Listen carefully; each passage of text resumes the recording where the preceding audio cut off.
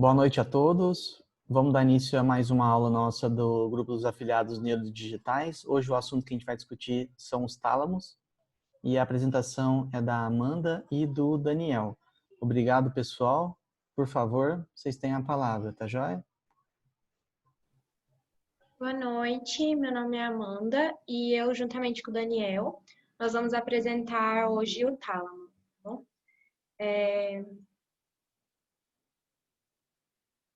Falando um pouquinho, né, da anatomia do tálamo. É uma estrutura localizada no diencéfalo. Então, para falar sobre o tálamo, eu vou introduzir também o diencéfalo, né, a anatomia do diencéfalo.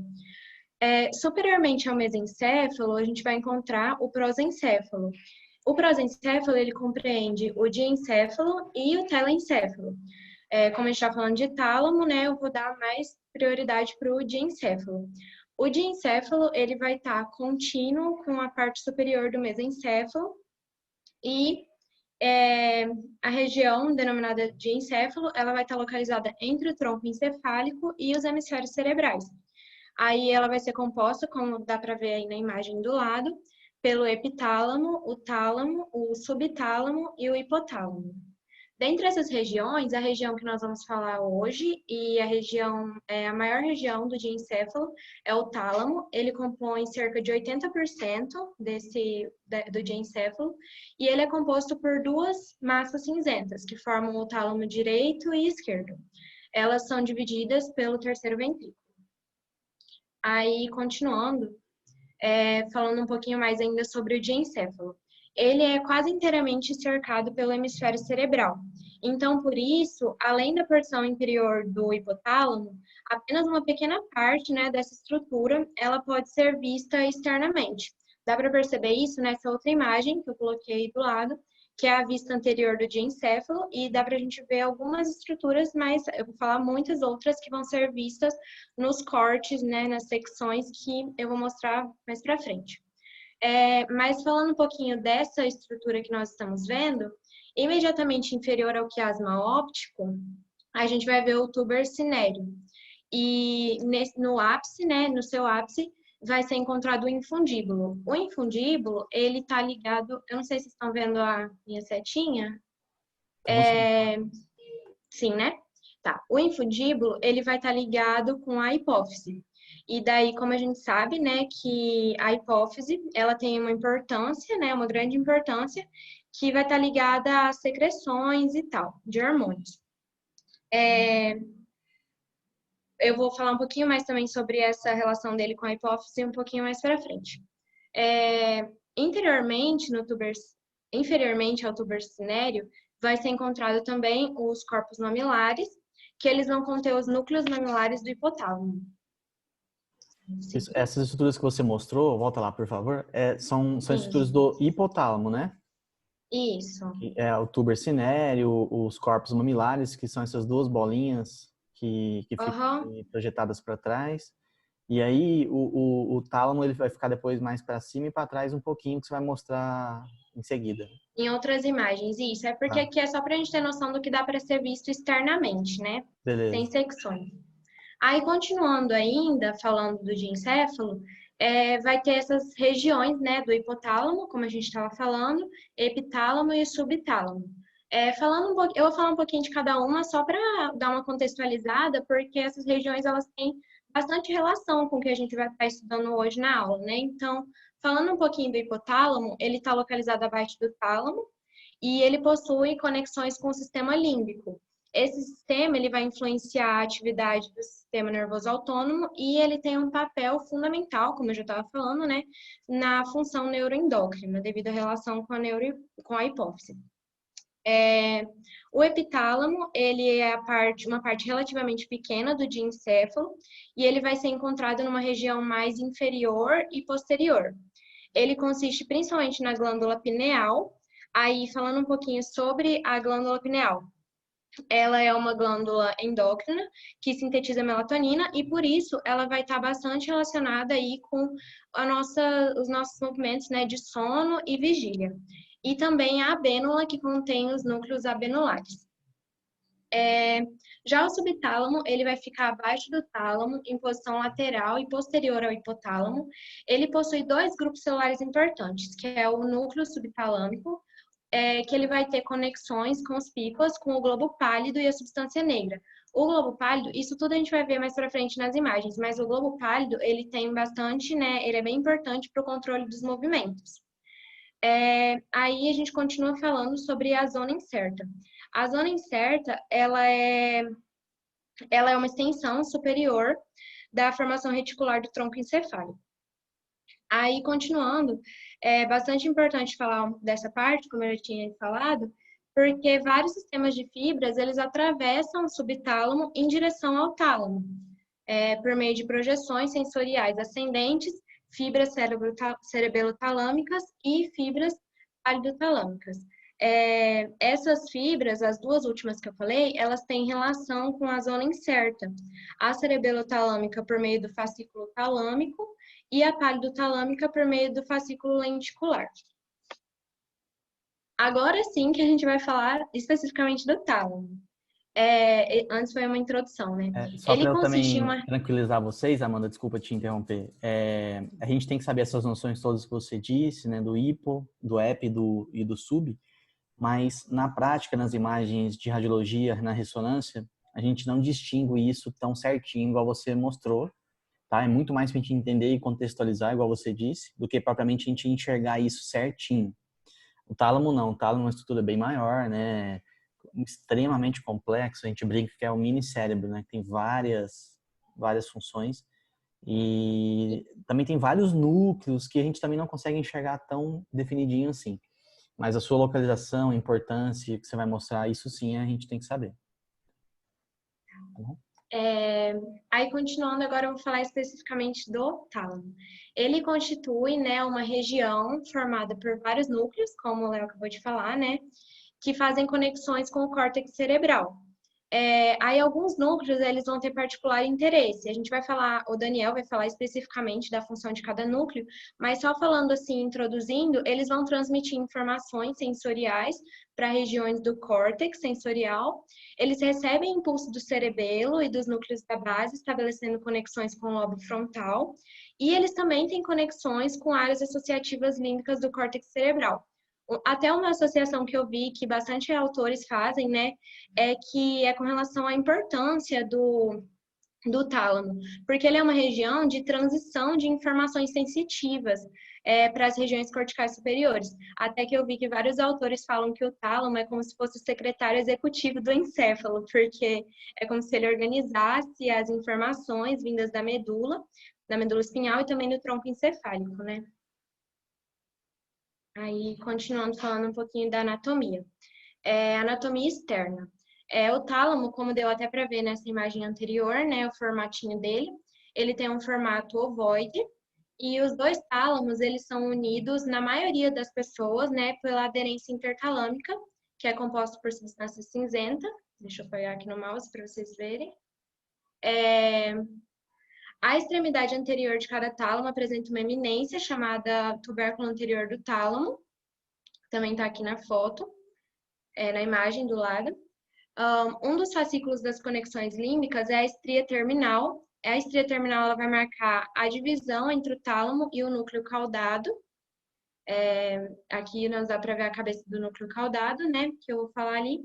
Que na região lateral encontra-se o ramo posterior da cápsula interna e na posição anterolateral a cabeça do núcleo caudado, como eu já estava falando anteriormente. Mais um corte agora na secção sagital dá para ver mais, né, as estruturas com mais detalhes. Ao longo da margem posteromedial vai ter encontrado um fascículo, né, de fibras nervosas que é a estria medular do tálamo. Ao longo dessa linha, né, o revestimento ependimal do terceiro ventrículo, ele se estende em um vão estreito para formar o teto do terceiro ventrículo. Aí, junto com o hipotálamo, que também dá para a gente ver aqui nessa imagem, ó, formam a parede do terceiro ventrículo e a transição entre eles é feita pelo sulco hipotalâmico e a região anterior do tálamo ela vai se estender até o forame interventricular. Aí, para falar de anatomia interna do tálamo, eu preciso falar sobre a lâmina medular medial. Ela é localizada no interior do tálamo e ela é composta por conexões aferentes e eferentes dos núcleos talâmicos. Ela tem vai fazer um formato de Y e ela vai dividir o tálamo em 3 massas de núcleo, que são a anterior, a medial e a lateral. Os grupos celulares imersos na lâmina medular, eles são conhecidos como núcleos intralaminares do tálamo. Outra fibra também importante de falar é a lâmina medular lateral, que vai ser fibras tálamo-corticais e corticotalâmicas, e entre ela e a cápsula interna nós vamos encontrar o núcleo reticular do tálamo. Esses núcleos vão ser mais explicados pelo Daniel posteriormente. Aí aqui eu trouxe essa imagem que eu achei bem interessante de secções coronais, né, pelo diencéfalo, e o corante que foi utilizado para dar para a gente ver com mais detalhes, né, foi o Luschol Fast Fluid, e daí aqui dá para ver vários dos outros termos que eu estava falando, né. A gente vê aqui o terceiro ventrículo, que foi muito falado, né, as lâminas e tal, então dá para a gente ver tudo bem certinho aqui pela imagem. De anatomia foi isso. Agora acho que o Daniel pode falar.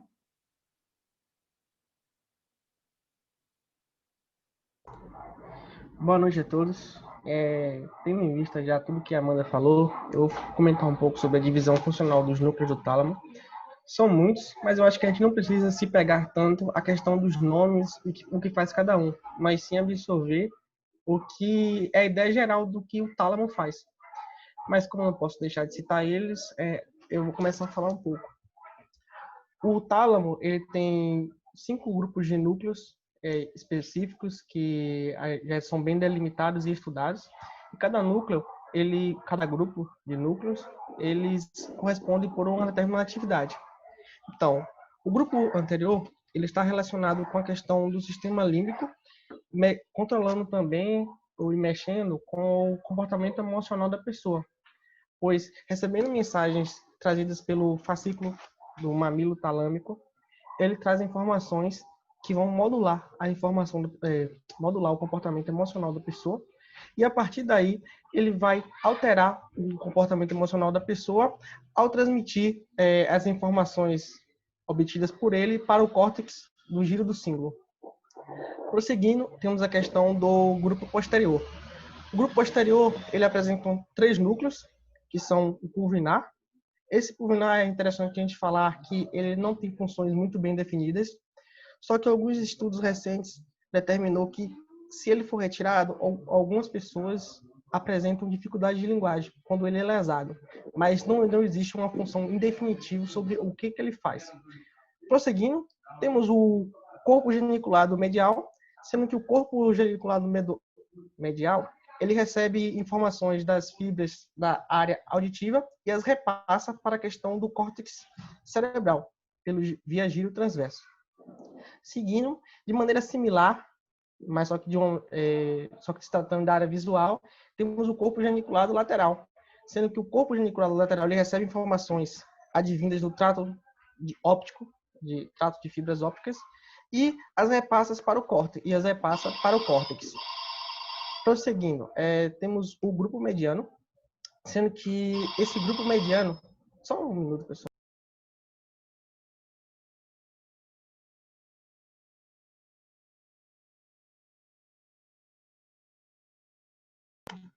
Perdão aqui pelo telefone, pessoal. Retornando. Temos a questão do grupo mediano, sendo que este ele estabelece conexões com o hipotálamo, e os dois estabelecem uma relação onde os dois atuam de maneira conjunta, organizando e adequando as funções viscerais.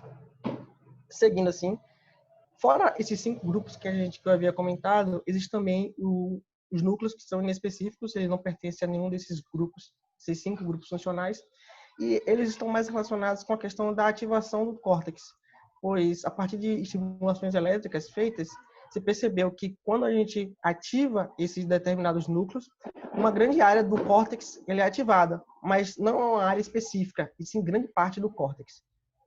Pode seguir, por favor, passa aí, Amanda.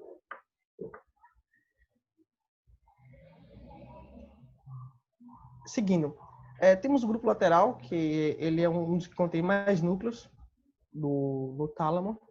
E a gente tem a questão do núcleo ventral anterior.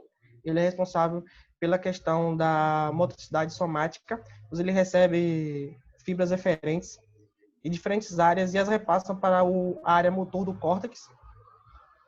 Temos também o núcleo ventral lateral, que ele é cerebelo tálamo cortical, ou seja, ele passa informações advindas do neocerebelo para no tálamo e a partir daí ela é repassada também para a questão do córtex, de forma que esse núcleo ventral lateral ele está muito bem correlacionado com a questão de planejamento motor.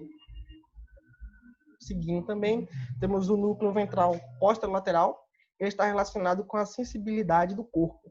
Ele recebe fibras vindas dos lemniscos medial e espinhal, e a partir dessas fibras, a gente tem a questão de tato epicrítico, dor, temperatura, pois são informações que são passadas pelos fascículos grácil e cuneiforme da medula e que a partir daí param essa região, nesse núcleo do tálamo, para depois seguir para o córtex.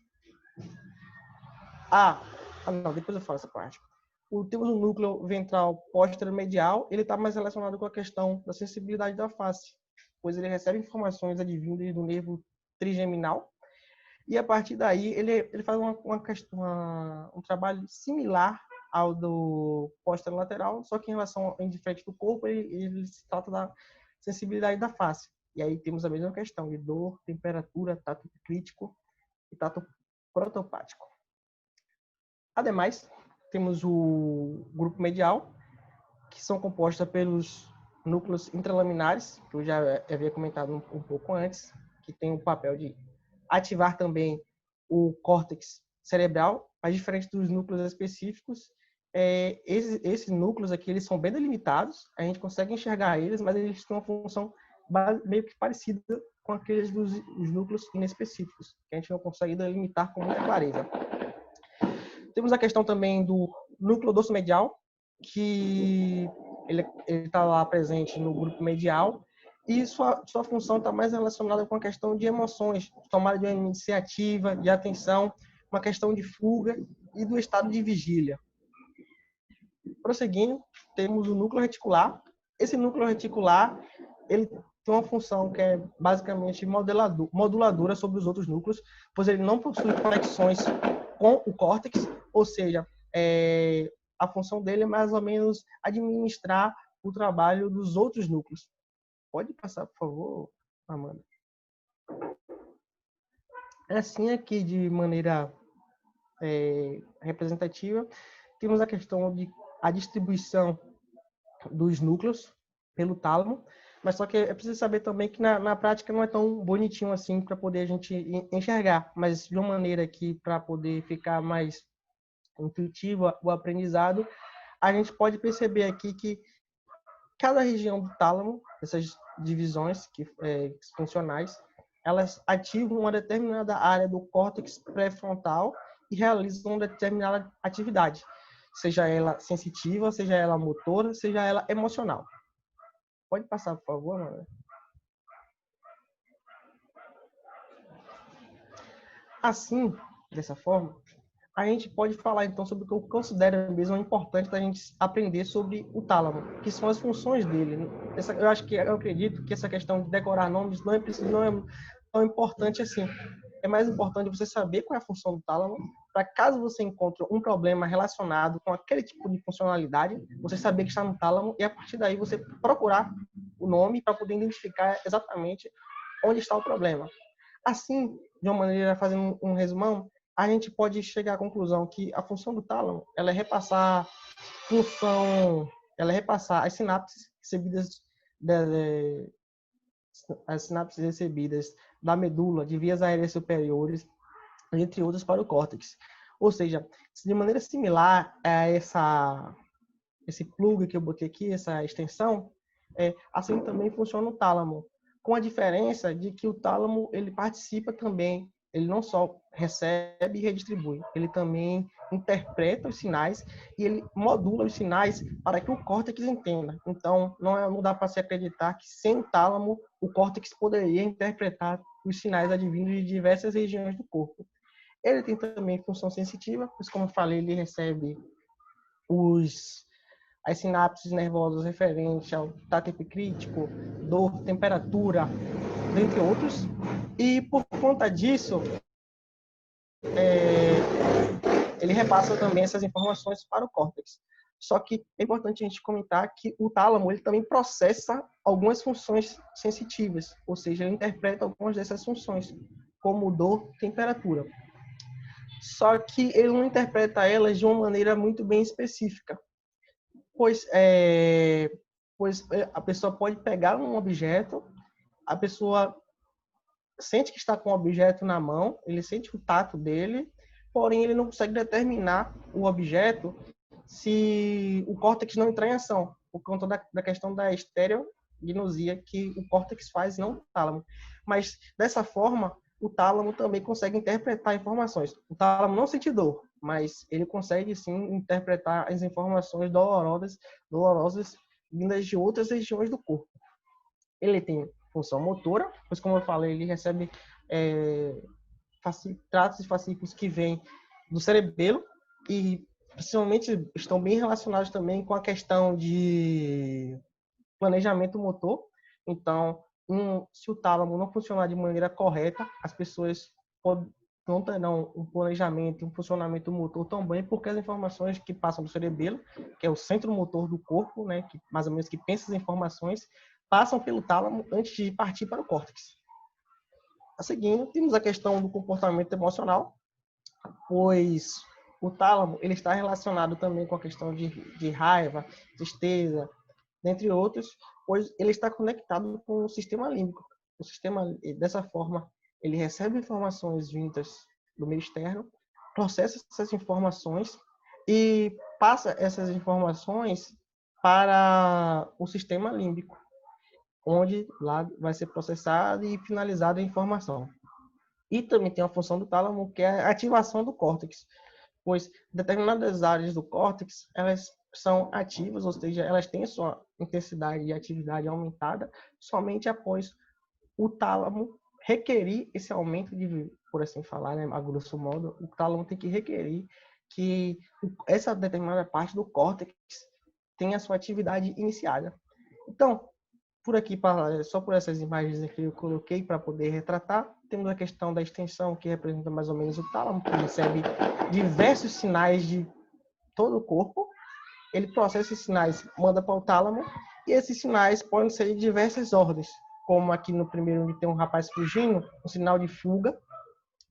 Pode ser também um sinal, que é essa segunda imagem aqui, onde está a pessoa dormindo e acordada, que é a questão de sono e vigília, pois um problema no tálamo pode acabar comprometendo essa função do corpo e trazer problemas que a gente vai discutir um pouco mais para frente. Temos a questão do sistema límbico, que se trata da questão da raiva, da questão de ansiedade, de tristeza, que também passa pelo tálamo, que recebe essas informações. Temos a questão de dor, porque o tálamo ele é um centro que processa a dor antes dela passar para o córtex, sendo que a gente discutiu que até agora há pouco, que o tálamo também consegue interpretar algum nível de dor. Não que ele interprete tudo, mas ele já compreende, por assim falar, uma determinada dor está acontecendo em alguma região. E aqui no cantinho esquerdo, inferior, temos um rapazinho chutando uma bola, que é também a questão do planejamento motor, né? Que eu falei a vocês, que é uma atividade que, a grosso modo, você pode falar que ela é pensada ou idealizada pelo cerebelo, só que para poder ela ser executada de maneira correta, precisa também que o tálamo repasse essa informação com qualidade para o córtex. Pode passar, por favor, mano. Assim, falando das funções, agora a gente entra na parte onde a gente pode correlacionar as funções que eu citei agora há pouco com as patologias clínicas que são causadas pelo tálamo. Dessa forma, a gente pode chegar na questão dos problemas que atingem o tálamo. Um AVC, uma isquemia que atrapalhe o fluxo sanguíneo em uma determinada região do tálamo, pode comprometer o funcionamento desses determinado núcleo e levar à parestesia ou anestesia, né, que é a perda total de todo o corpo da pessoa. Pois, assim como aqui a gente tem nessa primeira imagem superior, onde tem um homem que tem uma parte azul toda, uma isquemia, uma necrose que afete a questão de processamento sensitivo do tálamo, vai afetar essa pessoa doente, da nuca até o pé, e de maneira contralateral, ou seja, se o tálamo esquerdo for afetado, a parestesia ou anestesia que a pessoa irá sentir será no lado oposto. Assim, seguindo, a gente pode falar também sobre a dor talâmica ou dor central, que é uma coisa que ela é bem comum até, e ela está até relacionada também com a questão de isquemia ou de algum AVC. Ela é comum após AVCs. Essa síndrome, ela acontece quando a pessoa ela tem uma sensação de dor irreal, pois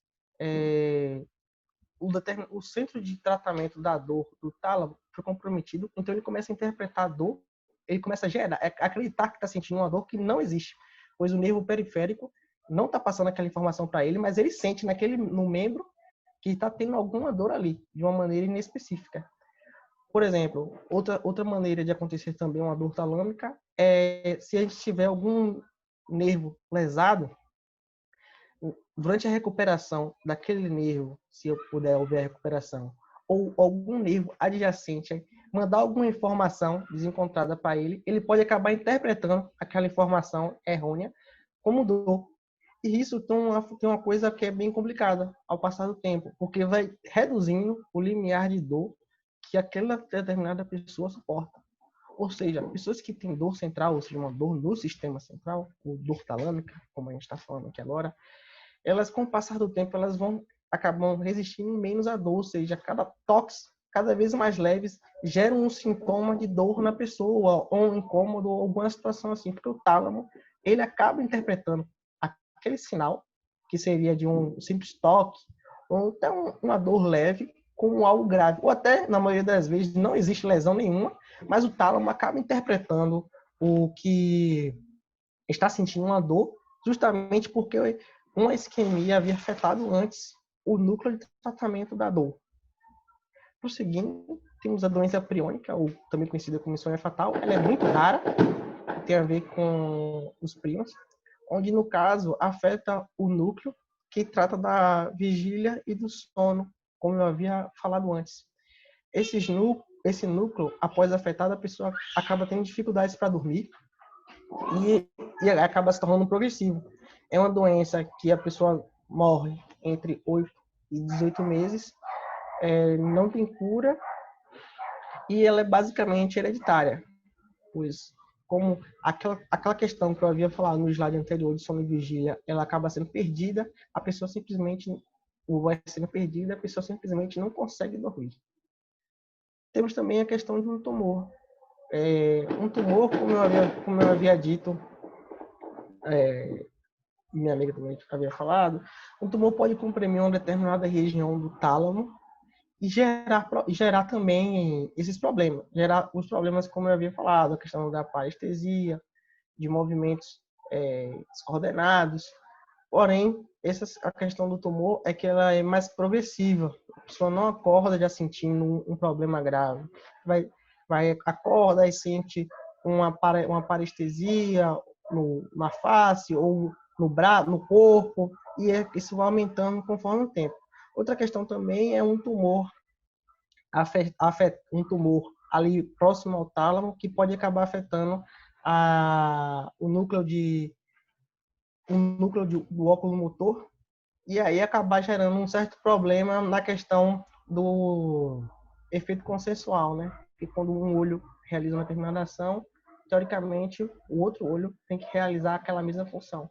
Mas como na região da glândula pineal se instalou um tumor, isso acaba por afetar esse núcleo, que é chamado de Wedgwood-Westphal, não sei se a pronúncia certa é essa, mas que é um núcleo derivado do óculo motor, que é responsável por esse efeito de motricidade consensual entre os dois olhos.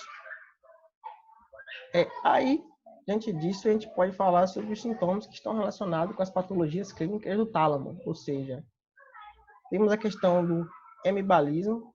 O hemibalismo é quando a pessoa, de maneira progressiva, ela acaba realizando situações, espasmos, movimentos abruptos de maneira aleatória e não controlada. Ela é uma lesão que é um problema que está relacionado com a lesão do subtálamo, e é como essa imagem que eu botei aqui, onde tem uma marionete, porque a pessoa não consegue controlar isso, e isso pode acontecer até dormindo. Então, dessa forma, muitas vezes as pessoas que sofrem de hemibalismo acabam ficando exaustas por causa dos movimentos exagerados que eles fazem, e são movimentos sem controle algum. Prosseguindo, temos a questão da anestesia e parestesia, pois como o tálamo tem funções sensitivas,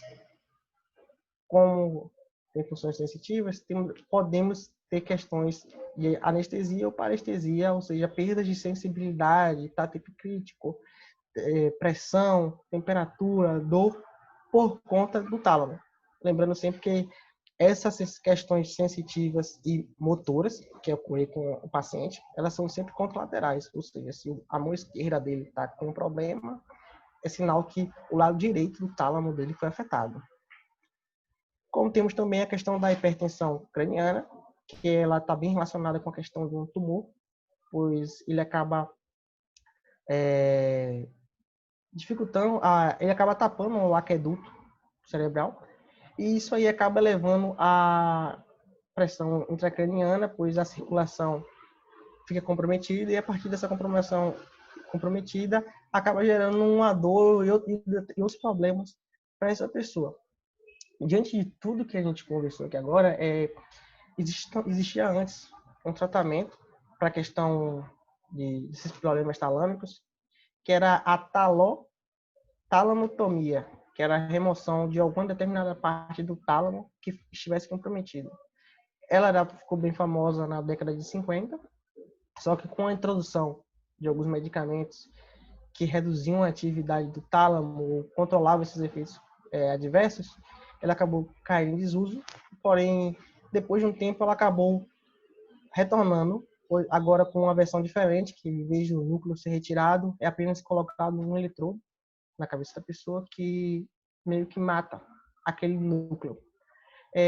Ela não é tão utilizada assim hoje em dia, mas ela ainda pode ser utilizada, pois pessoas que têm dor central, eu falei a vocês que o limiar de dor da pessoa vai reduzindo, porque o tálamo ele fica constantemente sendo estimulado, como se ele estivesse sentindo dor o tempo todo, como se a pessoa estivesse. Então, isso reduz o limiar de dor, de maneira que, após um tempo, o núcleo responsável pelo tratamento da dor, ele acaba ficando tão comprometido que, para poder garantir um mínimo de funcionalidade para a pessoa, é melhor que seja matado, por assim dizer, o núcleo que trata da questão da dor na pessoa.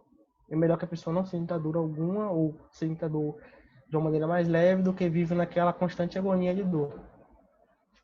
Deixa eu ver se tem mais falta mais alguma coisa. Tá. Na questão de Parkinson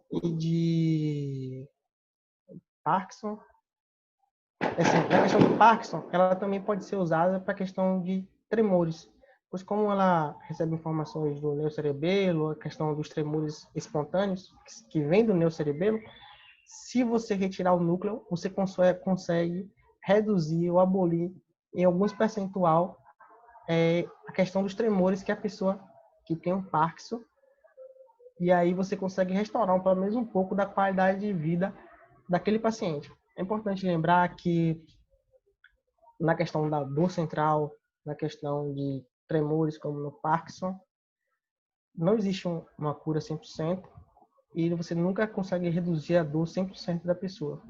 Você acaba, na verdade, buscando a questão do retorno funcional.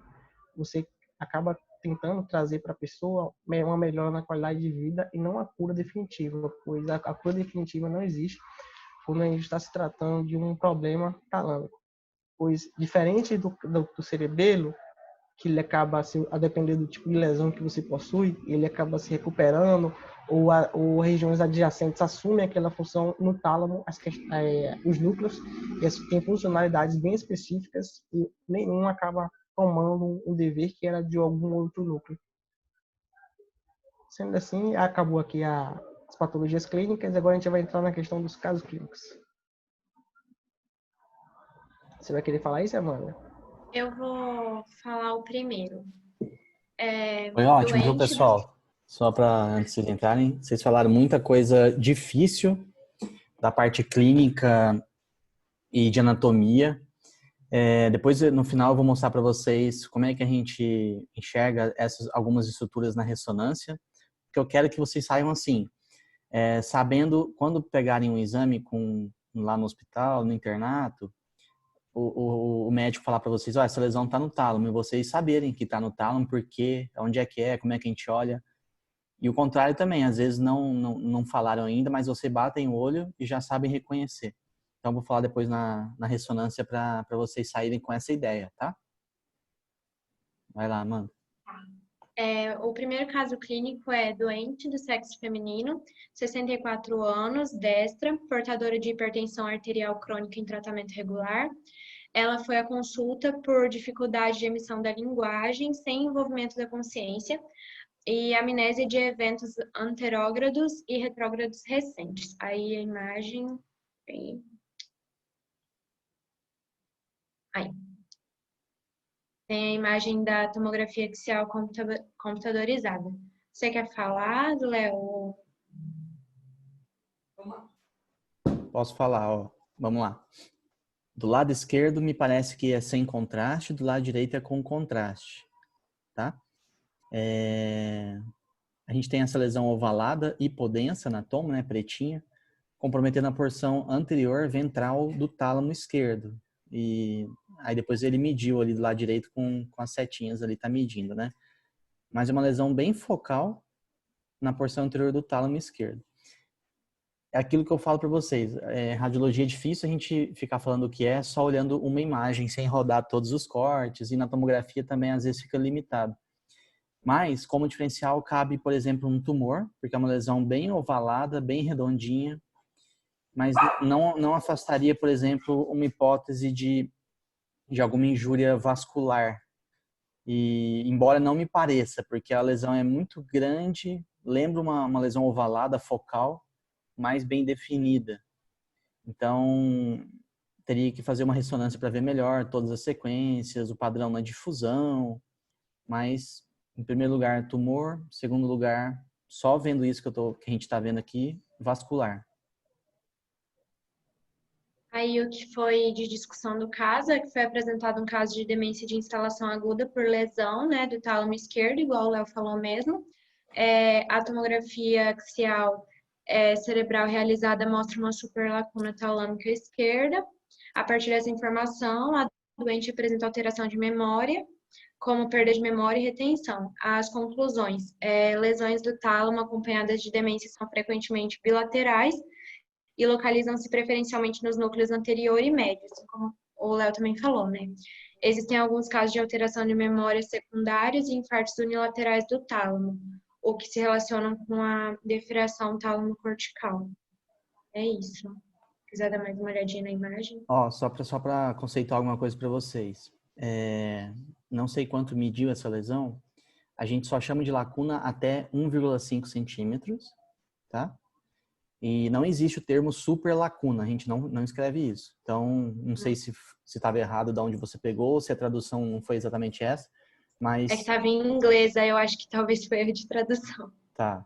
Não, mas só para vocês saírem com esse conceito também. Lacuna é uma lesão isquêmica pequena, num território de ramo perfurante, até 1,5 centímetros. Tá?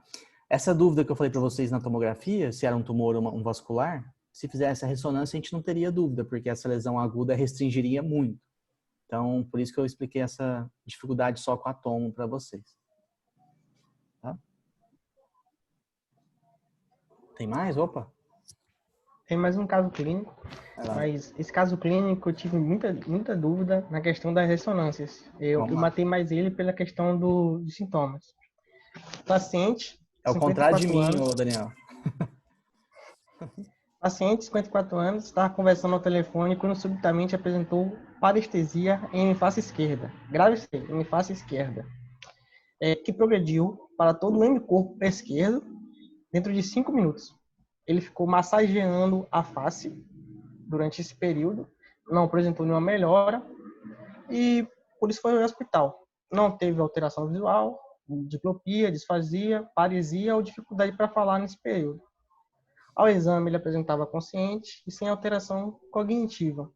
Havia hipoestesia tátil, térmica, dolorosa e vibratória, envolvendo todo o hemicorpo e hemisfério esquerdo. A força muscular estava normal, assim como os reflexos profundos. Os nervos cranianos não apresentavam alterações. Então, eu fiz meio que um caminho inverso, pois ele não apresentava nenhuma alteração cognitiva, a questão motora dele estava normal, e dessa forma eu acabei excluindo a questão do seu cerebelo. E a questão que me chamou a atenção foi a hipoestesia tátil, térmica e dolorosa vibratória, e somente no corpo esquerdo, então, que foi face e corpo esquerdo, na verdade, né? Então, aí eu acreditei que seria no epitálamo, na região direita do epitálamo, e aí entraria os dois núcleos laterais, né, que tratam da questão da dor, da sensibilidade, como eu havia dito, que era a questão do núcleo póstero-lateral e do núcleo póstero-ventral. Pode passar agora que vai entrar as ressonâncias, mas nas ressonâncias eu não consegui enxergar nada. Não, vamos lá, é mais fácil, ó. Vamos lá, ó. Eu não consigo mostrar com a setinha, mas nessas 4 aí do lado esquerdo, a gente tem o B é um axial T1 e os outros é um axial T2. A gente já sabe, né? O T1 líquor tá preto e o T2 tá branco, né? E esse que tá sozinho é o flare, tá? Então a gente vê que tem uma lesão mal definida comprometendo a transição mesodiencefálica bilateral, pegando a substância cinzenta periaquedutal, o tegmento mesencefálico, os 2 pedúnculos cerebrais, mas principalmente o aspecto paramediano e ventromedial dos tálamos. A gente também não está vendo todas as sequências completas, né, de fusão, mas o aspecto de imagem sugere uma lesão vascular, isquêmica, arterial, num território bem sugestivo que a gente chama de artéria de Percheron, que é um ramo P1 dominante que sai, é um ramo do P1, né, do início da cerebral posterior.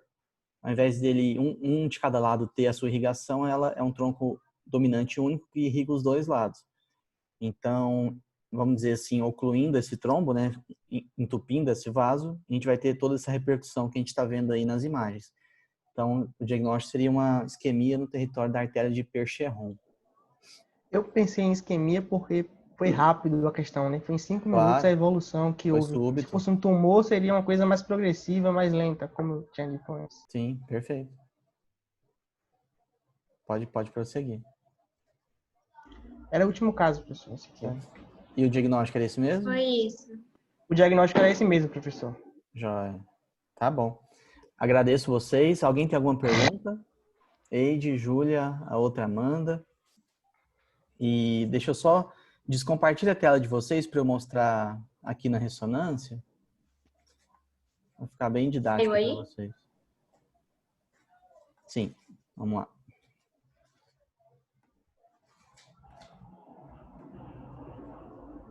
Vocês estão vendo a minha tela? Sim, professor. Sim? Sim. Que sequência é essa? T1 ou T2? Tem um que tá preto? Perfeito. Ó, aqui é o quarto ventrículo, o líquor tá preto, certo? Então, a Amanda falou isso direitinho na aula, essa parte da anatomia, só para a gente revisar algumas estruturas importantes que a gente consegue ver na ressonância. Então, aqui a gente tem o mesencéfalo, aqui é a placa quadrigeminal, aqui é o aqueduto cerebral, aqui é o hipotálamo, onde ela falou. A gente tem a eminência mediana, o tuber cinéreo, os corpos mamilares. Lembrando que a gente está na linha média, mas essas estruturas elas são impares, né? Então a gente tem dos 2 lados aqui, tá? Aqui a pineal, a comissura posterior e a comissura das abênulas. Ok? E aqui, essa cavidade é o terceiro ventrículo. E aqui a gente começa a enxergar o tálamo de um lado e o tálamo do outro, tá? E os tálamos, eles se ligam na linha média através de uma estrutura. Vocês lembram? Que é essa aqui que eu estou tentando parar na linha média. Pera aí. Pronto. Essa estrutura aqui, ó. Vocês lembram o nome? Amanda, Daniel? Estão me ouvindo?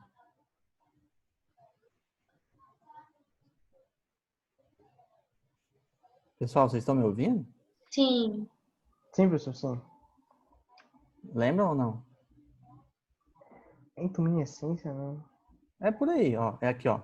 Essa estrutura aqui, que é a comissura intertalâmica ou Comissura. isso, ou aderência intermédia, tá?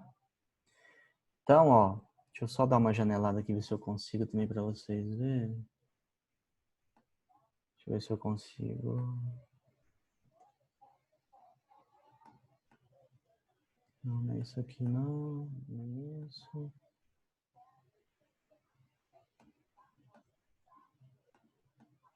Não. Mas ó, vocês estão vendo certinho aí, né? Aqui, ó, Sim. essa estrutura arredondada com sinal semelhante ao do córtex, ao do putamen, do globo pálido e do caudado, é o tálamo. Do lado direito, do lado esquerdo. Estão todos vendo?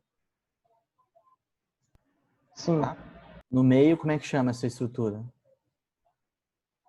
Peraí, deixa eu voltar aqui. Aderência intertalâmica, né? Isso, aquela que eu falei para vocês. Peraí. E a cavidade ventricular que fica no meio? É o terceiro ventrículo. É o terceiro ventrículo. Isso, deixa eu só tentando ajustar aqui. Ó. Isso, aqui é o terceiro ventrículo, certo? Sim. O Daniel também falou uma estrutura importante, que eu quero ver se vocês enxergam. Deixa eu dar um zoom aqui.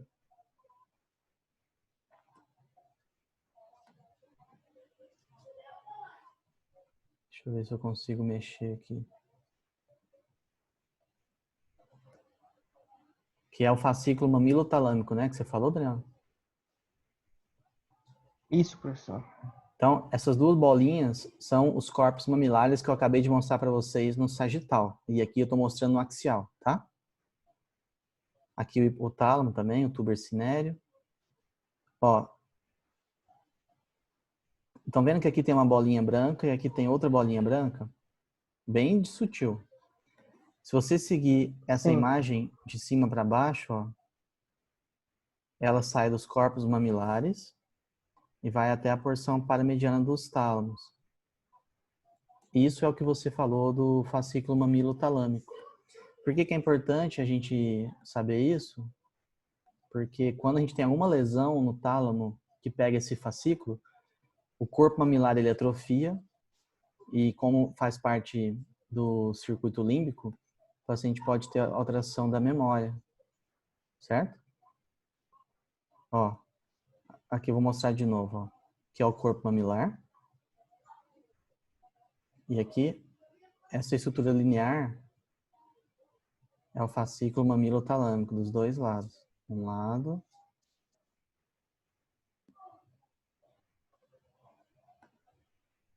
Não estou conseguindo jogar para o outro lado.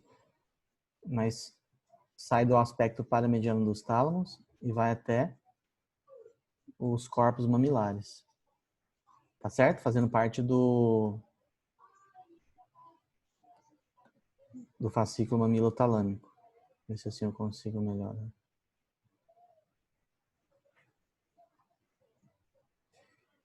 que mais que a gente pode estudar aqui?